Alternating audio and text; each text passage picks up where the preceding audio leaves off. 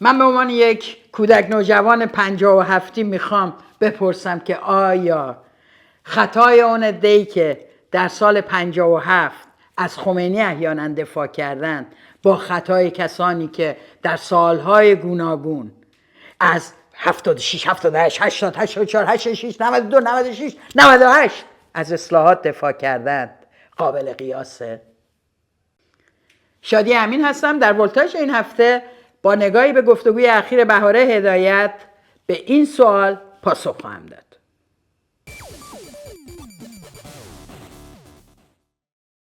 بهاره هدایت فعال دانشجویی و فعال سیاسی گفتگویی داره با یک کانال یوتیوبی به نام پارسی که در اونجا به سیر تحولات نظری خودش اشاره میکنه. اهمیت این گفتگوی بهاره هدایت از اونجایی است که همونطور که بسیاری از شما میدونین بهاره هدایت بیش از 8 سال و نیم عمرش رو در زندانهای جمهوری اسلامی گذرانده و فعالیت بسیار طولانی در تشکل‌های دانشجویی داره. اما ببینیم بهاره هدایت گفتگوش رو در رابطه با تحکیم وحدت که او یکی از اعضای شورای مرکزیش بوده چجوری آغاز میکنه. انجمن‌های اسلامی دانشگاه‌های سراسر کشور دهه 70 دچار تحولاتی شد کما بیش، ولی خب از اواخر دهه 70 به این سمت خیلی رادیکال تر شد و در نهایت تو دهه 80 شما میبینید که چون نگاه‌های بیرون به تحکیم اینطوری نیست، من اینو میفهمم، درکم میکنم که چرا عملاً چون سابقه هم وجود نداره، نمونده، همه چیز حتی سایت ها از بین رفت، سایت هایی که بیانیه ها اینا توش ضبط میشد. توی دهه 80 این رادیکال شدن بچه ها گرچه که کماکان این محفل های انجمن های اسلامی رو نگه داشته بودن، ولی اولا به شدت و به سرعت سکولار شده بودند. بسیار زیاد از اون سابقه چپ بودن خودشون فاصله گرفته بودن، چون انجمن‌های اسلامی یک گروه چپ اسلامی بود، اسلام سیاسی بود. از اون فاصله گرفته بودن به سرعت و خودشون رو در مقایسه با تحولاتی که داشت در بیرون رقم میخورد عملاً لیبرال شناسایی میکردن. دقت کردین؟ بهاره هدایت که بار معانی واژگان رو خوب میشناسه از واژه چپ برای مشتی چماقدار درون دانشگاه استفاده میکنه. ببینیم تحکیم وحدت چجوری شکل گرفت. عده‌ای از این دانشجوهای دانشگاه‌های مختلف کشور رفتن دیدار خمینی در سال 58 و اونجا بهش گفتن حضرت امام ما میخوایم تو دانشگاه متحدتر عمل کنیم، آماده کنیم دانشجوها رو برای انقلاب فرهنگی، بعداً هم در سرکوب رول بازی کنیم، میخوایم یه اتحادیه سراسری بزنیم، آیا اجازه میدین یا نه؟ و خب میدونین که این اتحادیه تشکیل شد، ارتباط این دانشجویان رسما ایجاد شد، در بسیاری از تحولات سیاسی رول بازی کردن، در سرکوب دانشگاه رول بازی کردن و البته خمینی وقتی اینا داشتن اونجا رو ترک میکردن بهشون گفت بروید تحکیم وحدت کنید و اینا واژه تحکیم وحدت رو آوردن پشت اسم انجمن‌های اسلامیشون گذاشتن. این تحکیم وحدت سالها بازوی نظامی جمهوری اسلامی در دانشگاه بود، از فاند دولتی جمهوری اسلامی بهره‌مند بود، دفتر داشت در دانشگاه و جلساتش به طور رسمی در دانشگاه تشکیل میشد و این بخشی که بهاره هدایت هم جزوش بوده منتقد حاکمیت بودن تو دوره‌هایی و البته حاکمیت اینو بر نتافت و از سال 86 بسیاری از فعالیت‌های اینا ممنوع و دفاترشون پس گرفته شد.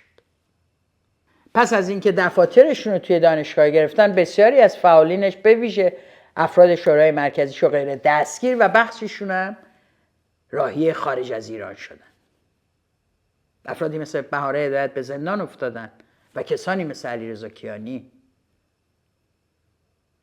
از نزدیک شاهزاده سر در آوردن. اما اینکه این ور رو بسیار سکولار بدونیم و اون ور رو که در سرکوب دانشجویان همچنان داره در اون دوره نقش بازی میکنه رو چپ بنامیم، اگر یک اشتباه از سر ناآگاهی نباشه قطعا یه خطای فاحش سیاسیه. این مهمه، برای اینکه چپ رو امروز دارن نوعی تعریف میکنن که شما باورتون بشه چپ یعنی اونها.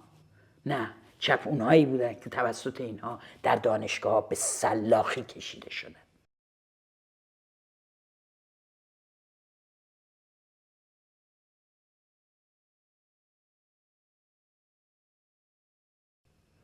در جندی شاپور سر بریده شدن. اونا بچه چپ بودن، دانشجویان چپ بودن. ببینیم اما بهاره در مورد روند شرکتش در صف اصلاحات چی میگه؟ انتخابات 92 شرکت نکردم، زندان بودم شرکت نکردم. انتخابات 96 بیرون بودم شرکت کردم. توضیح بدم که چرا شرکت کردم. حتی 94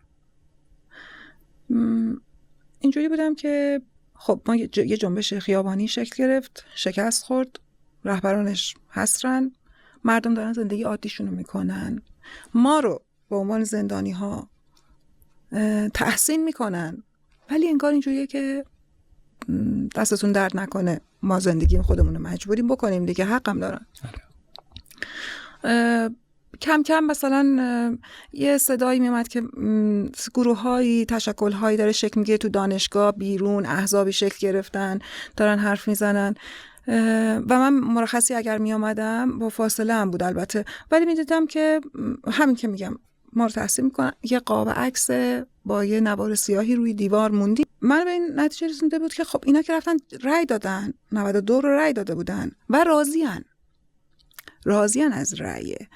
برجامی پیش اومده، مردم اقبال دارن نشون میدن، عده‌ای دارن مخالفت میکنن ولی در اقلیتن. من میگم که من زندگی من میدم برای اینکه شما به آرزوتون برسین. اگر فکر میکنید این راهشه،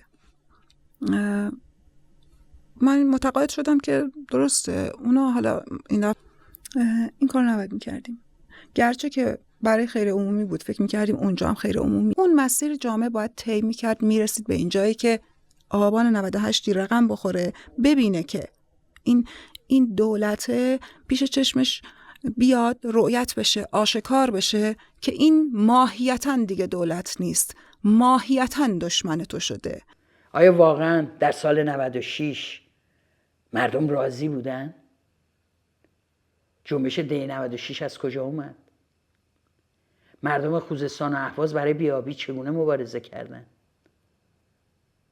این همه اعتراضات در مورد دریاچه رضاییه که سرکوب شد، این همه دستگیری ها در کردستان، اینا برای شما نشان رضایت بود؟ فقر درون جامعه رو هم نمیدیدید؟ در سال 96 واقعا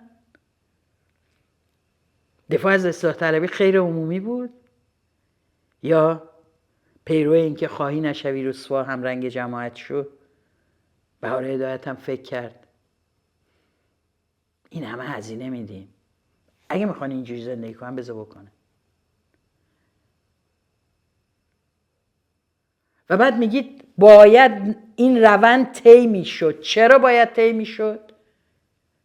خب این بی‌بضاعتی روشنفکری یک جامعه است که احتیاج به 40 سال داره تا به این نتیجه برسه که جمهوری اسلامی با تمام اعوان و انصارش، با اصلاحات و اصولگراش باید برود. از روز اول معلوم بود اینا اصلا نباید میامدن سر کار.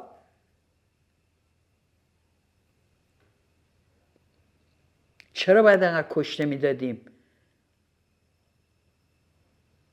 که طرفداران اصلاحات بفهمن که به بنبست مسیری که دارن میرن؟ چرا این همه باید مردم رنج میکشیدن تا شما این ابتدایی ترین موضوع رو در تو چنین دولتی که 8 سال جنگ ارتجاعی پشت سرش داره، کشتار مردم خودش رو پشت سرش داره، به جنایت علیه بشریت دست زده، خود شما رو زندانی کرده بارها و بارها؟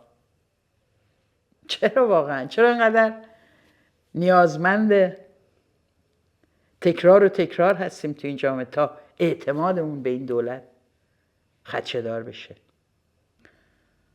و وقتی اینو میبینم که خیلی راحت میشه گفت که تمام این سالها ما فکر کردیم بخشی از این حاکمیت میتونه راه نجات باشه و مقایسه میکنین با یه عده آدمی که در سال 57 نه میدونستن چی داره میگذره، نه اینترنتی داشتن، نه کتابی خونده باشن. روشن فکرشون هم که در تپه‌های اوین کشته شده بود، شاهنشاهشون پر از خرافات بود و دفاع از مذهب. بعد خمینی با اون مساجدی که ساخته شده بود میاد سر کار و این نمیفهمه چی گذشت و احیانا تو صف مشتاقانش میره به استقبالش. چطوره که وقتی میخوایم نمره بدیم انقدر ناعادلانه میدیم؟ وقتی اصلا وقت واسه امتحان میخوایم بدیم اونا حق نداشتن یه بار خطا کنن؟ ورقه رو از زیر دستشون میکشیم رد. و وقتی میخوایم راجع به اینه که سالها هی به اصلاح طلبها رأی دادن، به خامنه‌ای، به خاتمی رأی دادن، به رفسنجانی رأی دادن، به معین رأی دادن، به قالیباف رأی دادن، به این به اون هر بار روحانی، موسوی، به البته یه سریشون هنوز پزشکیان، اینا هنوز وقت داره تو این امتحان و تست شرکت کنن تا معلوم شد چقدر ذکاوت تحلیل سیاسی دارن، چقدر حاضرن خطر بکنن آن زمان که آنچه که دیگران میگویند رو نقد بکنن و بهش نگاه موشکافانه داشته باشن. وایسان اصلا اینجاست که بی‌عدالتی در قضاوت نسبت به اون نوجوان اون سالها بدون دیدن کانتکست سیاسی که چگونه جامعه در خفقان و آزادی عدم آزادی‌های سیاسی رنج می‌برد، با امروز که دسترسی از کانال اینترنت به بسیاری از شواهد بسیار ساده است برای شما. چرا ما 38 سال نفهمیدیم؟ گره 57. ببینید در این مورد بهاره هدایت چی میگه. کل این جریان اصلاحات وقتی به بنبست میخوره و جامعه متقاعد میشه که دیگه تمام شد، از به نظرم اوجش آبان 98 اینجا دیگه اینطوریه که خب پس یه میدان جدید به اول وقتی میخوای بکنی کنده بشی بری یه میدان جدید تعبیه بکنی، قاعدتا از نقطه انتهایش داری نگاه میکنی به نقطه ابتداش هم نگاه میکنی دیگه. 57 بولد میشه، 57 تبدیل به پرابلم میشه که چی بود، چرا، چه کار کردن. و شما قبلش رو نگاه کنید تو همون گفتمان اصلاح طلبی، تمام روایت ها از 57 از مدخل پیروزمندان در 57 میاد، تمامش فرقی نمیکنه ملی مذهبی، چپ، نهضت آزادی، نمیدونم هر مدل، حالا دیگه حکومتی ها که جای خودشون داره، اصلاح طلبها که جای خودشون داره، ولی اینها پیروزمندان 57 بودن. وقتی این میدان بسته میشه تازه صدای شکست خوردگان در 57 شنیده میشه. ببینی روایت های دیگری داره میاد، روایت میاد.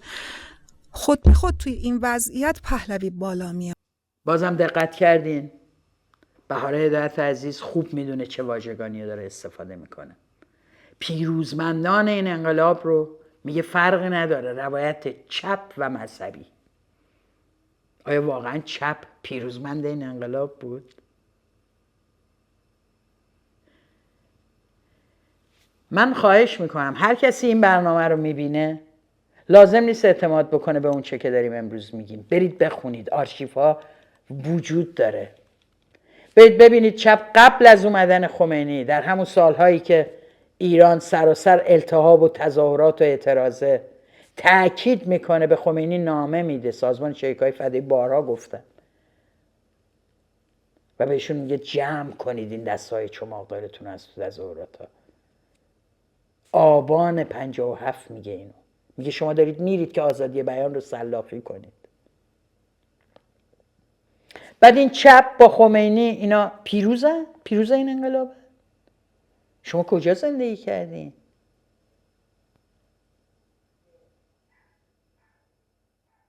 شما لااقل یک سری به خاوران میزدید؟ گورهای جمعی برندگان انقلاب رو میدیدی، پیروزمندانشون رو. چرا این روایت ارائه میشه؟ برای اینکه یک دو قطبی بسازن برای ما، برای اینکه تنفر از جمهوری اسلامی رو سوق بدن به سوی تنفر از چپ، برای اینکه این چپ رو همدست رژیم جمهوری اسلامی معرفی بکنن. اینکه بخشی از چپ در بیسوادی و استیصال خودش تن داد به اینکه منتظر شود ببیند چه می شود، شاید دموکراسی بیاید، شاید اینها ضد امپریالیستن، درش حرفی نیست. خودشون بیشتر از همه گفتن، بخش دیگه از چپ بیشتر از همه اینا رو نقد کرده. بخشیشون همچنان طرفدار اصلاح طلبی بودن یعنی اول دنبال همین طیف اکثریت حزب توده. اینا رو فکر نکنین ما نقد نمی کنیم، زودتر از خیلی ها دیدیم، بیشتر از خیلی ها راجبش حرف زدیم.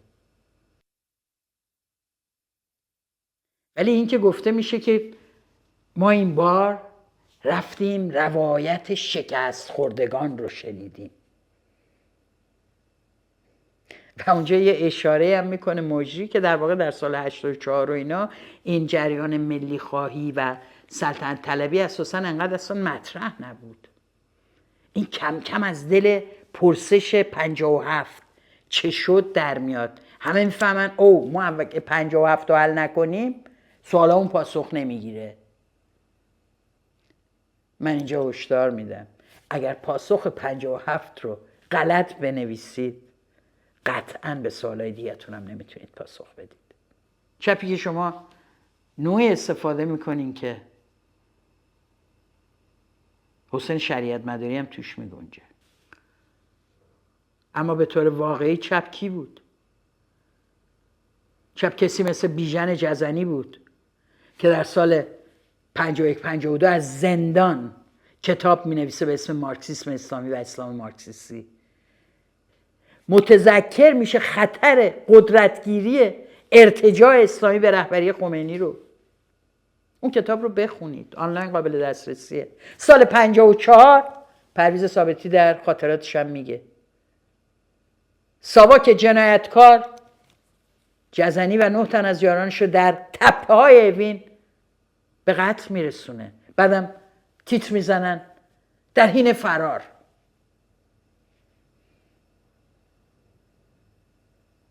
چقدر ساده. از زندان اوین 9 نفرش هم فرار میکردن، تو تپه ها زدنشون. بله، روشنفکری چپ نابود شد توسط رژیم شاه. اکثرشون اعدام شدن و همه میدونن که جزنی طرفدار مبارزه مسلحانه نبود. اینکه درست بود یا غلط بودم موضوع صحبت من نیست. ولی میبینید چگونه نظریه‌ای که میتونه سرنوشت انقلاب ایران رو تغییر بده میره زیر خاک. بعد لاجوردی و کنی و هاشمی و بقیه همه از زندان سر مرو گنده میان بیرون و تازه خمینی تو نجف بوده تو همون موقع و سالی $6,000 هم شتیلی میگرفته. حساب کنید $6,000 اون موقع یه چیزی نزدیک $25,000 حالا ارزش داشته. فاند میدادن بهش، به خمینی فاند میدادن. بعد واقعا شما روایت 57 رو از زبان شکست خوردگانش شنیدید؟ این همه سال گفتیم شکست خوردگان رژیم شاه بود و پیروزمندان رژیم جمهوری اسلامی. پس بقیه این وسط چی شدن؟ این همه سازمان و گروه سیاسی بود، از ملی مذهبی ها بگیرید تا چپ و مجاهد و سازمان چریکای فدایی و پیکار و 10 ها سازمان ریز و درشت دیگه. اقلیت های ملی مذهبی رو بگید چگونه قربانی حضور خمینی و قدرتگیری شدن. بهائیان، زنان. بهار هدایت عزیز، شما بهتر از هر کسی میدونین که زنان اولین بازندگان قدرتگیری دولت ارتجاعی مذهبی خمینی و یارانش بودن. روایت رو از زبان اونها هم شنیدید؟ یا منتظر بودید که یک گرایش ملی سر بر بیاره بعد از طول زمان ما رو بگذرونه تا ما به حقایق آگاه بشیم؟ روایت شکست خوردگان 57 بارها و بارها گفته شده بود. روایت شکست خوردگان 57 به صورت سمبولیک و نمادین در وضعیت زنان اون جامعه خودش رو نشون میده. بهار هدایت عزیز، شما رو روزهایی به عنوان حلقه وحدت جنبش دانشجویی و جنبش زنان ازتون یاد میکردن، چون در هر دو جنبش فعالیت داشتید. آیا این زنان به نظر شما راویان شکست انقلاب 57 نبودن؟ چطور میگید نشنیده بودید روایت ها رو؟ شما در اون روایت شکست زندگی کردید. بعد برای اینکه این دو قطبیه دوباره ساخته شه به ما میگید ما روایت، حتی میگید جریاناتی مثل که امروز ملیگرانی که امروز مطرح هستن، سلطنت طلبان و غیره، اصلا مطرح نبودن تا سال 96 و غیره. در سال 84 که میگید اصلا مطرح نبودن.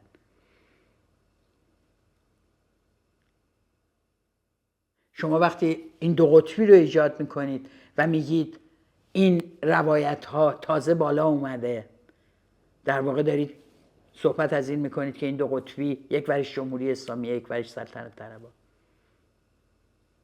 مردم و بازندگان اصلی این انقلاب در گفتمان شما جای ندارن. امیدوارم این یکی از سر این نباشه که بگین دیدم مردم خوشحالن، یه دم دارن میگن رضا شاه روحت شد. گفتم اگه اینجوری خوشحالن بذار ما هم بریم. این همرنگی با یک جماعتی همیشه نگران کننده است. اگر سال 88 96 و پس از اون کسانی قبل از اون کردن، ما و شما حق نداریم بکنیم. آخرین نکته‌ای که میخوام بگم به نظرم نکته بسیار مهمیه. موضوع تمامیت ارضی کنه. ولی وقتی یه نفر میاد میگه خط قرمز من تمامیت ارضیه، اصلا باید این خاک باشه که ما بتونیم تو سیاست بیایم حرف از یه سری آدم بزنیم. بعد سوال از اینها اینه که اگر شما یک قلمرو سیاسی برای این کشور تعیین میکنین و مرزهاشو تعیین میکنید، بعد برای اون آدمایی که توی این قلمرو سیاسی شما و این مرزهای تعیین شده قرار زندگی بکنن چه حقوقی قائلید؟ جواب این سوالم بدین دیگه. مردم بفهمن میخوان تو اون قلمرو سیاسی شما باشن یا میخوان برن بیرون یا میخوان خاکشون هم وردارن برن.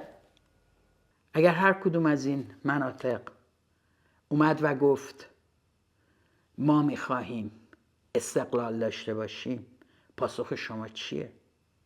پاسخ همه اونایی که میگن تمامیت ارضی به این مسئله چیه؟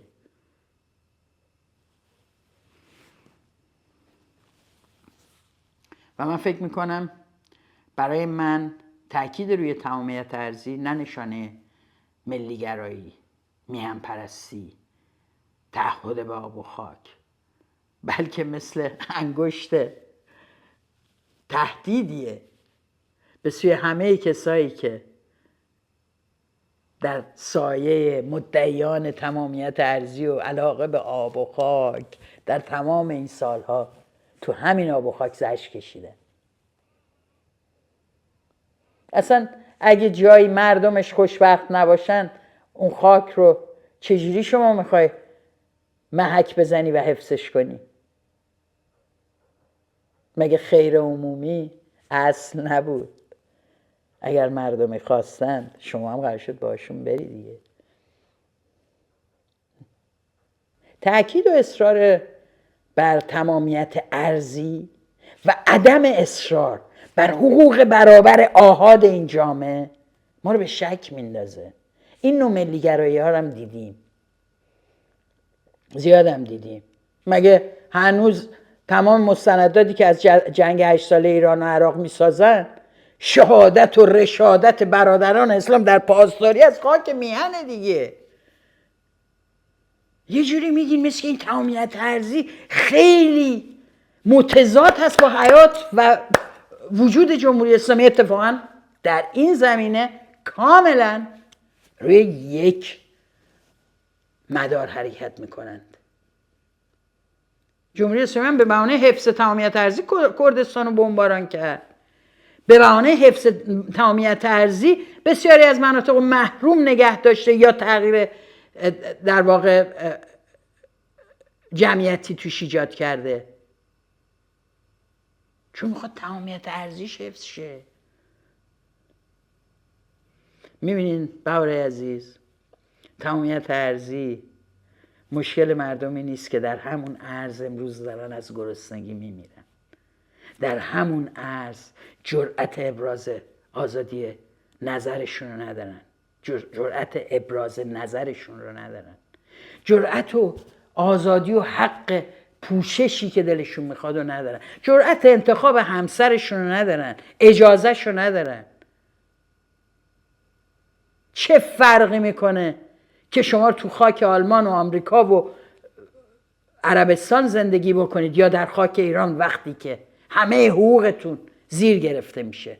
گیرم که چارچوب و تمامیت ارضی شما حفظ شد و 85 میلیون در فقر و محرومیت و سرکوب آزادی هاشون به سر بردن. میبینید؟ پاسخ اصلی اینه که در این قلمرو سیاسی مردم چه کارند، حقوقشون چیه، چقدر برابرند، چقدر امکانات به تساوی بینشون تقسیم و چقدر محقن در سرنوشت خودشون دخالت فعال و مستقیم سیاسی داشته باشن. اینا سواله. شما دوباره دارین همین کارو میکنین که از عقب مونده ترین قشر جامعه دارین حرکت میکنین که بگین ما تمامیت ارضی برامون مهمه. اونایی که نیست، باور کنین همه تجزیه طلبن، الان وصلن به کشورهای همسایه و اگه اونا بیان ایران تیکه تیکه میشه. خوب نیست. شما یک بار گفتید این حرفا رو در جای دیگه، قرار شد نقد کنید به اون گذشته. شما گفتید نقد دارید.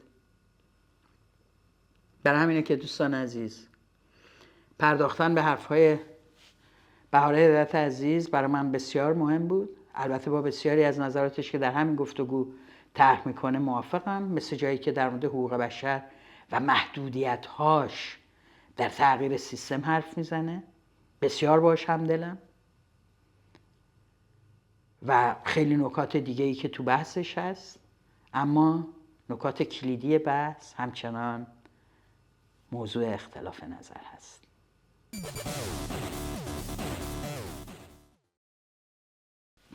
مرسی از شما که با من بودید. مرسی که ولتاژ رو تماشا میکنین. برای دوستان و آشنایانتون بفرستین. مهمتر از همه کانال یوتیوب رو سابسکرایب کنین و مثل همیشه ولتاژ رو دوست داشته باشین.